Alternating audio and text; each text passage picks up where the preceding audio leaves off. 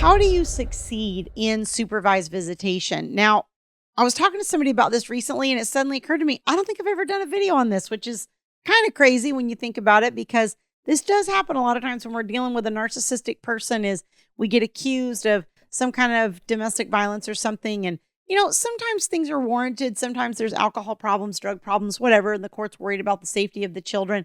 But a lot of times there's also false accusations. And whether you're on supervised visitation through, viable accusations or false accusations or whatever it is, there is a certain way that the court wants you to conduct yourself. And there are certain things that will lead to success in this and certain things that will harm you in this. So I want to dive into that a little bit. But before we do, let me just remind you, if you like this content and find it helpful, don't forget to hit like on the video and also subscribe to the channel so that you get notified as new videos are released. Now, as always, please feel free to share this with anybody that, comes to mind while you're watching this that may be struggling with the same thing. When we end up on supervised visitation, there is usually kind of a checklist of what supervisors are supposed to watch out for, I guess, so to speak.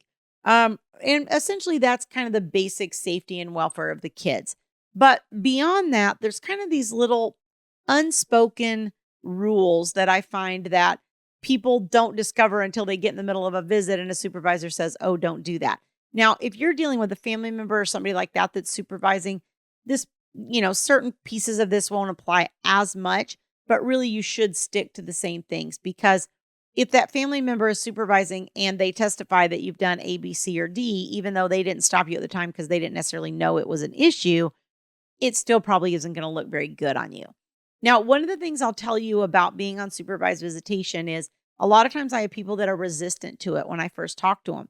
And I always say, look, this is one of the best ways I know of for you to have a third party that can speak to your bond with the child, because that third party is going to observe you and the child together, spend time with you, and going to be able to give feedback about that interaction. So it really is a great way to kind of counter some of the claims that the other person is making a lot of times.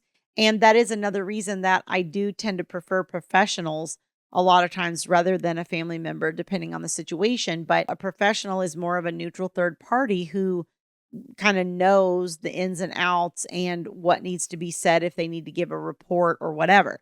So when you have those visits with a professional, the professional does make notes and everything each visit, and you can request a report for every single one of those visits. Now, the reports do cost extra. I know it's already expensive, but the reports do cost extra.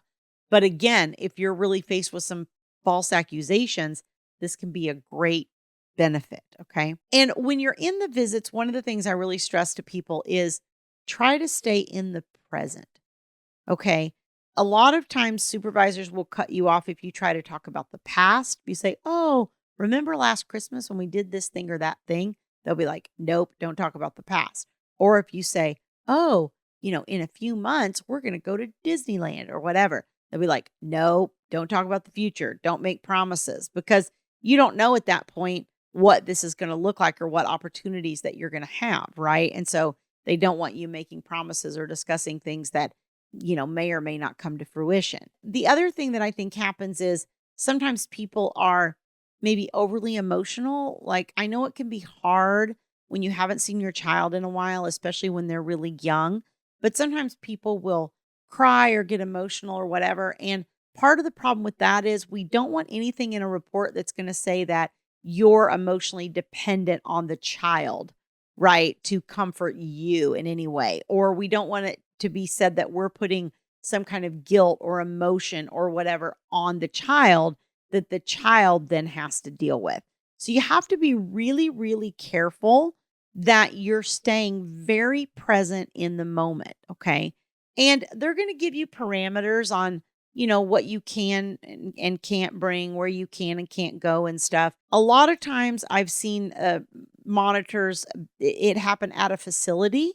I think that's a little more difficult because you are kind of usually in a specific room.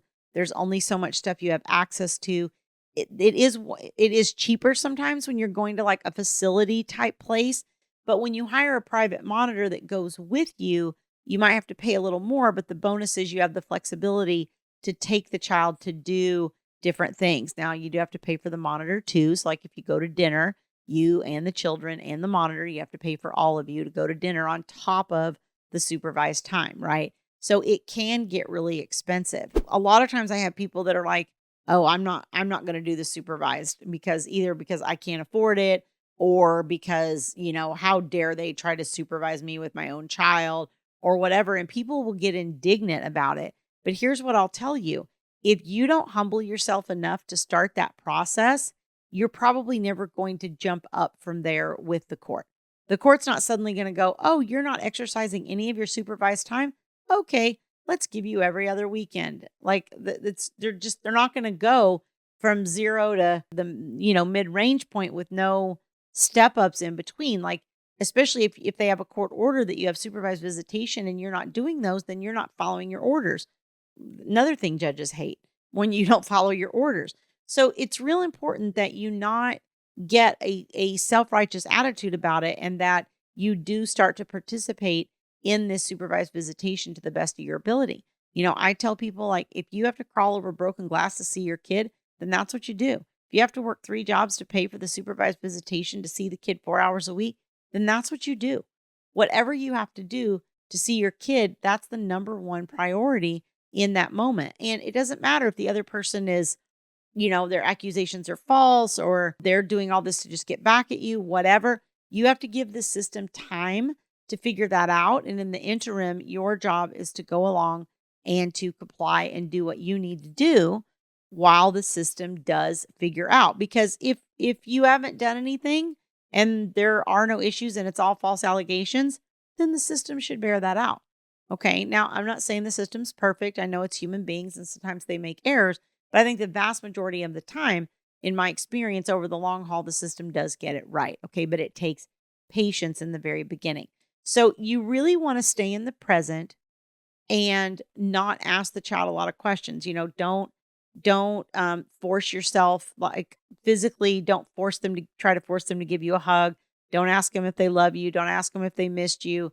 Don't do any of that kind of thing. Okay. Now it's fine for you to say, "I love you," or something like that. I don't love saying I missed you. I mean, that's okay maybe once at the beginning, but I wouldn't overly do it because again, we don't want to give the impression that we as the adult, as the parent, are reliant on the child for that level of emotional support. Okay. So we have to be careful. Okay. We want to have a warm relationship, but sometimes it depends on how long you've been away from the child too. If you've got an older child and you just saw them a week ago and now you're on supervised visitation, the familiarity is probably there. If you've gone several months and you've got a younger child, that type of behavior is going to overwhelm them. Okay. It's going to take them some time to get reacclimated with you.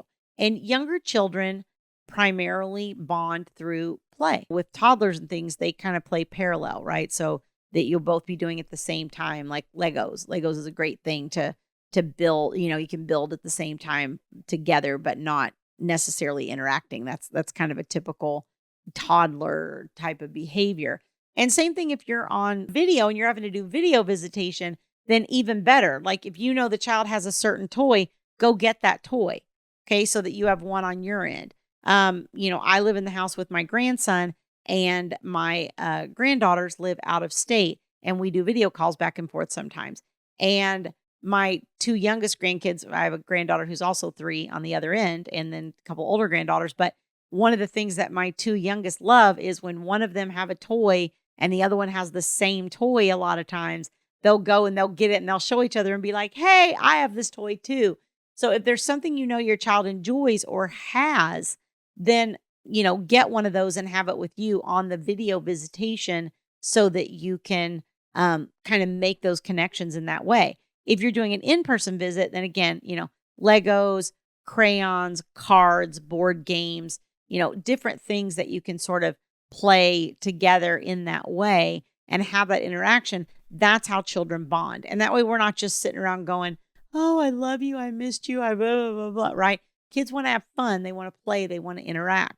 So if you have the opportunity to take them to a park or go to a museum or some kind of whatever, those are all great things to be able to do to interact with the child. So really you want to spend that time just bonding and not making it like this heavy guilt thing, because again, that will probably go into the supervisor's report, and we don't want that in there. We want good reports when all is said and done so that you can get off of supervised visitation as quickly as possible and get onto unsupervised visitation. Okay. But in the meantime, we got to mind our P's and Q's. And I know that can feel a little insulting when you're, when it's your child that you're sitting there with and you got to have this other person there monitoring you. Like that can feel really insulting, but you have to go along with this for the time being in order to get to the next stage. Okay. If you'd like help navigating this type of issue, you can go to divorceuniversityonline.com/VIP-coaching. There is information on that page on my group programs for moms and for dads. And there's also information on my one-on-one coaching services.